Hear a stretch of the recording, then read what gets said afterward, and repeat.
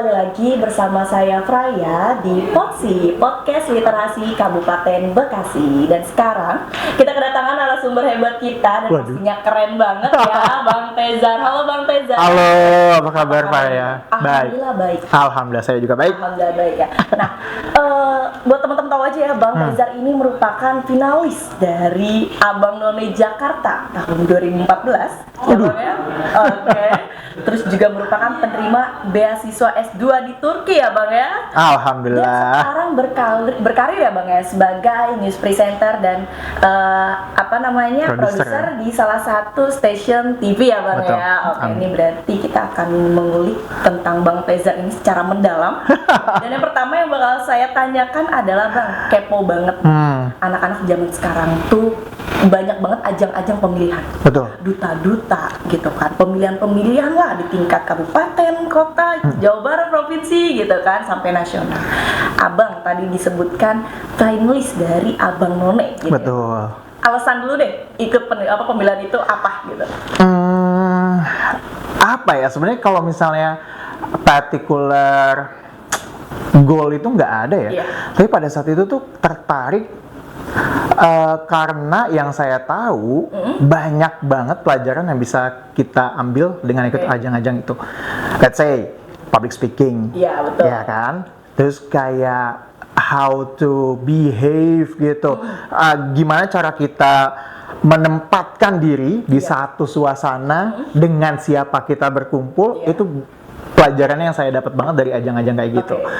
Terus juga misalnya kayak apalagi ya selain itu juga tentunya banyak koneksi yang kita dapat sih. Plus kalau ajang-ajang kayak gitu tuh biasanya kita akan lebih bagus di CV-nya gitu. Karena biasanya corporate itu akan ngelihat kita, oke, ini anak udah jadi nih. Gitu. Bisa public speaking, bisa behave di depan orang dan juga bisa dibilang juga bisa lah ini secara otak nih nggak odong lah kata gitu kan ya. Karena ajang-ajang itu kan untuk sampai ke situ kan kita banyak nih yang harus kita ikutin kan, step-stepnya kan. Gitu sih. Nah, mau ngomongin step-step gitu kan. Pasti kan setiap ajang tuh punya rangkaian Bang. Rangkaian dari kayak pemilihannya dari data, karantina, seleksi. Betul. Waktu Abang itu gimana sih Bang rangkaian dari pemilihannya tuh? Kalau dari rangkaian pemilihan itu sebenarnya nggak jauh beda ya semua ajang ya. Yang by the way, aku juga pernah ikut di Abang Empok Kabupaten Bekasi. Tapi kalah. Menangnya malah di DKI, gitu kan? Penting menang lah. Iya. Jadi kalau di sebenarnya sama aja sih, kita seleksi berkas, kemudian juga kita datang, interview. Di interview itu juga bener-bener hampir sama deh. Ada keterampilan bahasa, keterampilan budaya, yang pengetahuan budaya, psychology, terus apalagi ya, sama pengetahuan umum, kalau nggak salah pengetahuan umum, gitu-gitu aja sih. Terus kita diseleksi, habis itu kita disaring beberapa, habis itu kita masuk karantina. Nah, bedainnya di karantina biasanya. Kalau di yang aku rasain ketika di Abang None Jakarta itu bener-bener gimana ya? Bener-bener strict banget, kayak karena semua orang tuh rata-rata yang di situ udah kerja. Yang ikut Abang None itu by the way rata-rata banyak yang udah kerja. Jadi kayak kita tuh karantina dari jam, kalau nggak salah tuh dari jam 6 sore, which is abis office hour. Abis itu kayak langsung kita karantina, kadang-kadang sampai jam 1 malam, jam 2 malam, dan itu kayak terus-terusan sampai sebulan, bener-bener full banget. Dan lebih banyak hal yang bisa lebih kompak gitu loh. Kayak kadang-kadang kita ada turnya kemana, kita diajak ketemu siapa gitu, kita diajak ketemu bupati, kita diajak ketemu, misalnya kalau aku kan di Kepulauan Seribu pada saat itu ya, kita diajak keliling pulau mana, gitu-gitu. Jadi kayak emang benar-benar tersusun dengan rapi. Jadi kayak ketika siapapun yang menang, si finalis ini tuh udah siap merepresentasikan wilayah ini karena kan itu kan duta pariwisata ya. Jadi kayak benar-benar udah jadi nih gitu. Dia diajak ngomongnya bisa, kemudian juga pengetahuan tentang wilayah itunya juga mantap. Gitu. Jadi difokuskan gitu ya Bang. Bener-bener kayak tahu daerah itu, kan, budayanya, daerahnya gitu kan ya. Oke, terus Karena kadang-kadang by the way kalau misalnya yang Abang None itu tuh sering banget kita diajak keluar buat promosi budaya. That's why kayak ketika kamu bukan cuman kayak kamu ikut siapa nih, kemudian kayak jadi pajangan aja. Iya, Enggak, iya. kalau Abang None tuh harus mingle. Kita tuh harus mingle sama semua orang, kayak you promote something, kayak ada booth nih di luar misalnya di Korea atau di Hong Kong, itu Jakarta sering banget kan buka Iya, kayak gitu ya. Ikut pameran-pameran wisata, dan itu Abang None yang biasanya diajak. Dan mereka harus ngomong sama orang. Oke, jadi Gitu. kayak icon gitu ya Bang. Iya. Kan kayak artisnya gitu. Betul, kan, harus exactly. dijelasin, gitu. Jadi bukan cuma pajangan doang, tapi dia juga harus memahami apa yang dia jual di sana. Gitu Kayak sih. brand ambasadornya Betul, ada dari betul. dinas tersebut gitu Betul, ya. betul. Oke, menarik banget. Itu tadi kan mengenai pulau gitu, terus rangkaiannya begitu banyak gitu Bang. Ada nggak sih momen yang paling kayak spesial gitu? Atau kayak momen yang sampai sekarang tuh kayak gue nggak bisa lupa nih gitu. Apa ya, pada saat itu banyak sih ya, tapi karena yang udah lama banget ya tapi yang saya ingat sih tentunya kayak amazing juga ya, kayak di ibarat kata pada saat itu di Jakarta ya. Iya. Tapi kita ternyata punya aset yang begitu besar, which is kepulauan itu yang banyak belum dieksplor, belum dioptimalkan potensinya. Kemudian juga kalau kita lihat underwaternya ternyata bagus. Ibarat kata kalau kita untuk snorkeling atau diving itu nggak perlu jauh-jauh, ternyata dari Iya, Jakarta. betul. Ada loh di Jakarta.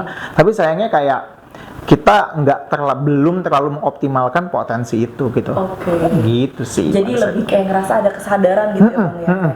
Ini benar. Jakarta tuh sebenarnya oke loh Bang. Kayak kalau orang-orang zaman sekarang tuh kan ngelihatnya tuh Jakarta kotanya. Betul, City life, betul. Gitu kan ya. Nggak lihat dari segi kita punya pantai yang bagus loh. Betul, Bisa kita betul. pakai snorkeling gitu kan ya. Betul Oke. banget. Dulu Bang waktu keliling-keliling di pulau-pulau gitu, ada nggak sih satu pulau yang paling menarik dan sampai sekarang tuh kayak itu tuh menjadi hal yang nggak akan terlupakan gitu. Pulau yang paling Menarik. menarik. Ada pulau, aku lupa nama pulaunya. Tapi itu kayak pulau konservasi yang which is kayak menarik banget nih. Karena cukup suka kan ya dengan namanya konservasi juga, dan juga dengan apa namanya berbau alam gitu. Jadi kita kayak kalau kita turun di pulau itu itu tuh benar-benar kayak hutan gitu. Di depannya ada posko, kita hutan, jadi kita kayak mencari jejak gitu untuk masuk ke dalam-dalam, untuk kayak animal watching gitu, kayak kehidupan. Terus nanti di tengah jalan kita ngelihat ada biawak lah, atau ada apalah, itu kayak biasa aja karena itu habitatnya di situ. Di sana gitu. Terus kayak ada towernya di atas buat kayak bird watching. Kita nungguin nih ada burung apa aja yang ada di pulau itu, gitu-gitu sih. Itu menurutku kayak menarik banget ya ternyata ya. Ada kayak ginian di Jakarta gitu sih. Nggak ada perumahan itu Bang? Nggak ada at all. Kayak cuma ada satu posko di depan. Itu yang jaga lah ibarat kata. Berarti Itu aja sih. isi cuman kayak ya udah hutan gitu. Hutan sama ada jalan setapaknya. Benar-benar kayak di hutan sih kita gitu sih. Itu jalan kaki Bang. selama Jalan di hutan. kaki. Jalan kaki. Kan kalau misalnya Tapi nggak terlalu gede sih kan pulau-pulau di situ kan nggak terlalu gede sebenarnya ya. Oke. Nah, tadi ngomongin masalah Abang Empol gitu kan, salah satunya itu tadi melatih public speaking gitu. Nah, betul. kalau ngomongin masalah public speaking, terus juga tadi di awal udah aku singgung mengenai background dari Bang Tezar ini gitu ya. Setauku Abang ini kan ngambil S1 di UIN ya? Betul loh, Jakarta. Jurusan komunikasi. Jurnalism, ya komunikasi Oke. jurnalism. Nah, pertanyaannya flashback nih kita. Waktu SMA gitu kita tinggalin dulu finalisnya, kita akan fokus ke pendidikan gitu ya. Alasan anak SMA tuh biasanya bingung Bang, apalagi cowok rata-rata kayaknya ngambil teknik gitu. Teknik tuh lebih gentle. Betul. Gitu. Nah, sekarang pertanyaannya waktu SMA, kenapa fokusnya ngambil komunikasi?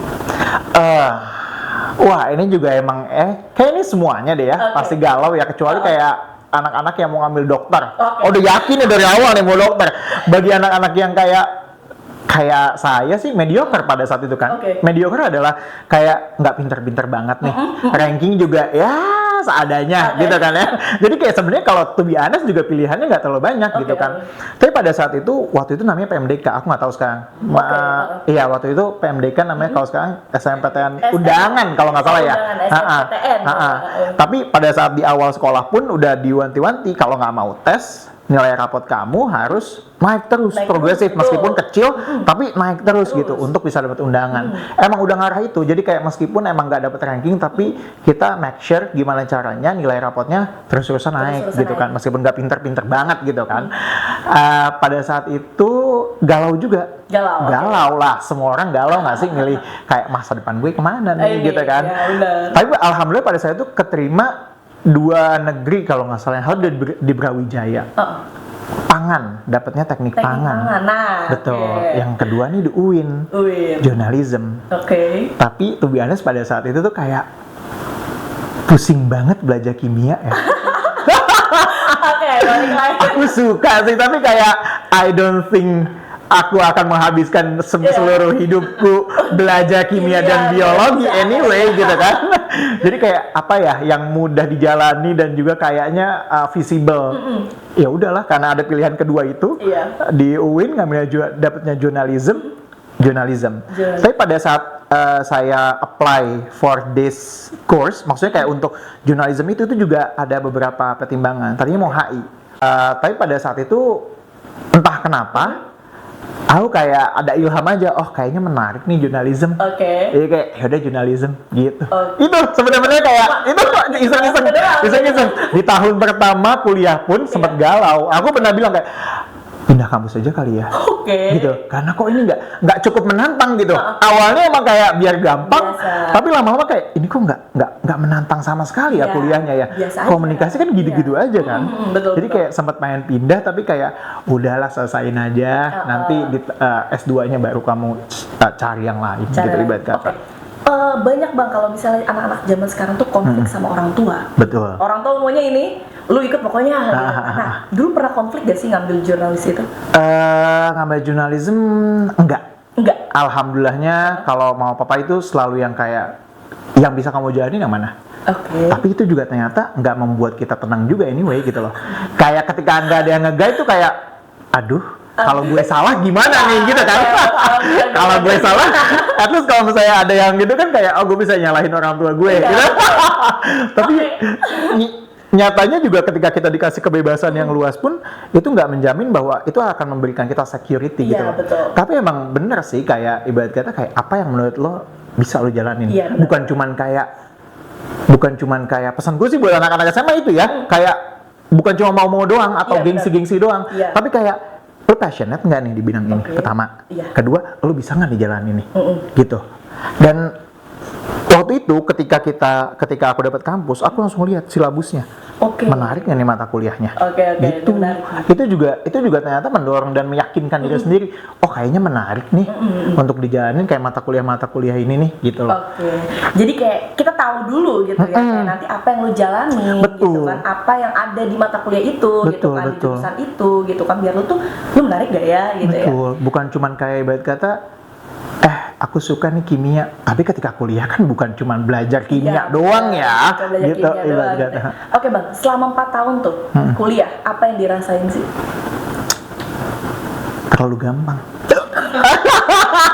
Oke, deh buat teman-teman, komunikasi gampang banget gitu ya. Iya. Jadi kayak rata-rata anak komunikasi itu, Heeh. menurut gue ya, Iya. mereka tuh akan sangat gampang lulus, kecuali mereka males banget. Oke. Yang membuat rata-rata mereka terganggu itu adalah karena terlalu gampang, jadi menyepelekan. Oke, benar-benar. Tapi pada saat itu, karena terlalu gampang, saya gimana caranya bisa cepat-cepat keluar dari Iya. sini. Kalau saya begitu. Oh, begitu. Jadi saya kayak less than 4 tahun, gimana caranya biar keluar nih dari sini. Karena ternyata terlalu gampang juga nggak bagus gitu kan. benar-benar. Gitu sih. Jadi kayak, tapi bagusnya adalah ketika itu terlalu gampang, kita bisa nge-handle, kita bisa nyari aktivitas lain. Iya. Ikut organisasi di luar kampus, betul. atau bahkan di dalam kampus, Iya, benar. ikut course yang lain. Jadi waktu kita nggak terlalu gimana banget gitu loh di pelajaran ini. Oke. Gitu Nah, sih. jadi tuh pengalaman S1 tuh menarik gitu ya Bang ya, karena yang awalnya kepilih ya kan, milih antar dua, teknik pangan atau apa namanya, Jurnalis. komunikasi ya jurnalis gitu kan, dan akhirnya fokus di jurnalis gitu kan. Jurnalism, betul. Dan akhirnya jurnalis ini yang ngebawa Bang Tezar lanjut S2. Betul. Betul ya, oke. Banyak sih ya. Sekarang masuk ke S2 nih Bang. Dulu waktu S2 nih, itu gimana sih cara dapetin beasiswa ke Turkinya? Jadi gini, tar dulu. Setelah aku lulus S1 itu aku sempat kerja dulu tuh. Oh, kerja dulu. Kurang lebih kayak 5 tahun sebelum akhirnya kayaknya I need something more deh. Oke. Gitu. Terus pada saat itu apply lah beasiswa. Oke. Ya, itu baru aku S2. Jadi ada gap yang cukup jauh antara S1 sama S2 aku kerja tuh. Langsung di bidang media juga pada saat itu sih. Jadi kalau untuk kita ngomongin beasiswa S2, itu tuh benar-benar kayak gimana ya? Kayak ketika kalau aku dengan terbuka selalu bilang kayak aku kayaknya kuat ambisius deh. Oke. Untuk paham gak sih? Jadi kayak ketika misalnya S1 nih sebelum lulus S1 aku udah secure masa depanku kayak gimana. Jadi sebelum lulus S1 nih aku udah secure misalnya kayak gue dapat kerja di mana. Itu aku udah secure. Terus kayak nah setelah aku kerja berapa tahun kemudian kayak agak stagnan merasanya. Kayak kok gue gini-gini aja sih. Gitu paham gak sih? Ada perasaan kayak gitu kan. Iya. Akhirnya kayak oke, apa ya yang menantang lagi ya? Coba deh apply beasiswa gitu. Gitu. Atau sekolah lagi deh pada saat itu either di dalam negeri ataupun di luar. Kalau orang tua sih kayak kalau misalnya mau S2 di sini ayo gitu. Masih kuat nih ngebayarin gitu. Tapi kalau di luar ya beasiswa lah ya. Wayahna gitu. Gimana kamu? Ya udah akhirnya pada itu coba-coba dapet gitu, alhamdulillah gitu sih. Nah cobanya tuh gimana bang, prosesnya gitu bang? Dari daftar atau gimana gitu? Kalau aku sih yang beasiswa kayaknya kita sering banget otak-atik ya. Beasiswa di Google tuh gampang banget sebenarnya. Sekarang tuh kita tuh generasi kita tuh dengan mudahnya mengakses informasi tuh dari internet tuh gampang banget gitu. Asal mau aja kan. Nah itu juga yang aku manfaatkan ibarat kata pada saat itu tuh, dan itu adalah percobaan beasiswa aku pertama by the way. Jadi kayak aku nggak apply, aku mungkin nggak akan seinspiratif orang-orang yang kayak apply 10 gitu kan, keterima gitu, enggak. Aku kayak oke, apply pertama langsung dapat, alhamdulillah gitu kan. Alhamdulillah. Tapi pada saat itu emang modalnya cuma internet doang sih. Internet doang. Kayak aku bingung sama pertanyaan kayak gimana sih cara dapat beasiswa? Aku akan jawab pertama cari, kedua apply. Karena emang nggak ada yang tiba-tiba mau beasiswa, nggak ada. Kayak lo cari sendiri gitu kan, lo cari sendiri, lo apply gitu. Lo lihat requirement-nya apa, lo penuhi. Gitu sih sebenarnya. Kalau dulu syaratnya itu apa aja bang? Kayak ada wawancara nggak sih? Ada dong. Gitu. Rata-rata beasiswa itu ada sih yang nggak ada wawancara, tapi kayak overall biasanya aku cuman ada 2 seleksi pada saat itu, seleksi berkas sama seleksi wawancara. Apa aja yang dibutuhin? Ada beasiswa-beasiswa yang membutuhkan banyak hal, tapi ada beasiswa-beasiswa juga yang kayak simple sebenarnya. Nah, beasiswa yang aku apply ini, menurut aku itu simple, basic banget. Apa aja yang kita butuhin gitu kan? Rata-rata itu kalau beasiswa itu butuhnya tuh recommendation letter. Itu surat rekomendasi either dari profesor kita sebelumnya di universitas, bukan profesor mungkin disebutnya kayak dosen pembimbing kalau di Indonesia disebutnya ya, atau misalnya kayak guru besar juga kalau misalnya kita pernah diajar itu bisa minta. Dan biasanya dosen-dosen itu sangat welcome kalau misalnya kita udah akrab sama mereka gitu kan ya.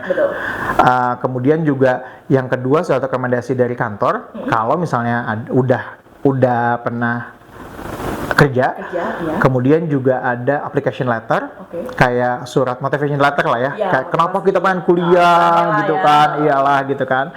Terus kayak apa rencananya gitu, rencana penelitian juga ada, misalnya kayak penelitian apa yang lo tawarin nih di beasiswa ini kalau misalnya lo dapet. Terus apalagi ya, sama sertifikat bahasa. Sama sertifikat bahasa. Tapi kalau yang di aku itu tuh sertifikat bahasa itu cuman complementary aja. Jadi kayak dia tuh nggak kayak harus banget nilainya segimana. Kayak lo masukin aja berapa nilai lo. Nanti kalau misalnya lo dianggap kurang atau misalnya bahkan kayak ternyata bahan ajar lo bahasa Turki, itu lo akan disekolahin lagi di sana. Gitu. Jadi enaknya di situ. Betul. Ya. Ada sekolahnya juga sebelum akhirnya. Betul, untuk anak kuliah. Terus habis itu kayak udah, aku ternyata seleksi pertama itu lolos. Kemudian langsung di interview, langsung ada interview. Pada saat itu interviewnya di UI Jakarta, Salemba, TPUI Salemba. Kemudian habis itu beberapa bulan kemudian diumumin dapat. Ya. Jadi kayak within setahun itu ternyata kayak cepet banget nih, tiba-tiba kita langsung berangkat. Gitu sih. Nah itu berarti dibiayain semua bang? Alhamdulillah ya, dapat uang jajan. Kalau sekolah itu kan langsung dibiayain sama mereka ya, ke kampusnya. dapat uang jajan, dapat uang rumah juga. Jadi kayak dapat, ibarat kata kalau misalnya kita sewa rumah, dia kasih uang itu. Terus apa lagi ya, tiket pulang pergi. Ya, kalau pergi menarik. Sama-sama kalau misalnya kita dapat IP-nya bagus, itu ada bonus biasanya mereka. Kayak ngasih uang jajan tambahan gitu kan. Gitu sih. Oke. Nah, ngomongin nih, akhirnya dapat beasiswa ke Turki. Pergi nih kita ke Turki gitu, nyampe di Turki gitu. Waktu itu sekamar bareng sama teman-teman yang beasiswa atau enggak? Di tahun pertama kita wajib untuk masuk asrama. Oh, masuk asrama. Jadi kayak wah, itu aku amazing banget sih sama fasilitas pendidikan di sana sih. Jadi kayak setiap kampus itu dia tuh dibarengi dengan asrama-asrama yang disubsidi oleh pemerintah. Nah, kita tuh untuk asimilasi antara orang asing penerima beasiswa dengan orang Turki itu tuh benar-benar dimasukin ke gedung yang sama. Sekamarnya itu kalau nggak, aku waktu itu 4 orang, sekamarnya itu 4 orang. Jadi kayak dicampur itu 2 orang Turki, 2 orang asing gitu. Jadi kita bergaul tuh di situ tuh, belajar bahasa langsung. Ya kelihatan lah awal-awalnya kita nggak bisa bahasa Turki dong ya. Kayak awal-awalnya kayak udahlah kita bahas itu kayak bener awal-awal kerasa banget sih. Kayak miskomunikasinya udah banyak banget gitu. Itu seru di pas pertama kali kita datang tuh bener-bener kayak ya bingung aja gitu kan. Mereka nggak bisa bahasa Inggris, kita nggak bisa bahasa Turki gitu. Pokoknya gitulah. Ya udah, jadi kayak tahun pertama. Nah, tahun kedua kita bisa memutuskan nih.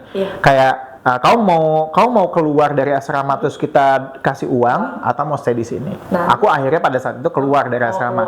Karena menurutku untuk S2 itu yang butuh fokus untuk ngerjain tesisnya lebih intens, itu agak kurang mendukung sih suasana di asrama. Karena kita dicampurin sama anak S1 yang kayak masih main banget gitu kan. Cocok. Iya. Jadi kayak ketika kita belajar, mereka tuh masih kayak suka kumpul-kumpul gitu kan. Jadi kayak oke, aku memutuskan kayak udah kita keluar aja. Biar bisa fokus. Iya, waktu itu abis itu akhirnya nyewa apartemen. Gitu. Oke.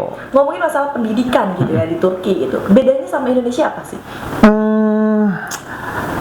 Ada pro dan juga cons ya soal pendidikan dalam perspektif apa yang aku jalani di S1. Kalau pendidikan itu kita bisa bilang nggak merata sama kayak Indonesia lah ya. Ada kampus-kampus bagus dan unggulan, ada juga yang enggak. Gitu. Jadi kayak enggak.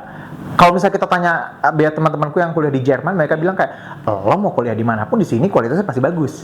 Ya kalau di Turki sayangnya enggak. Gitu.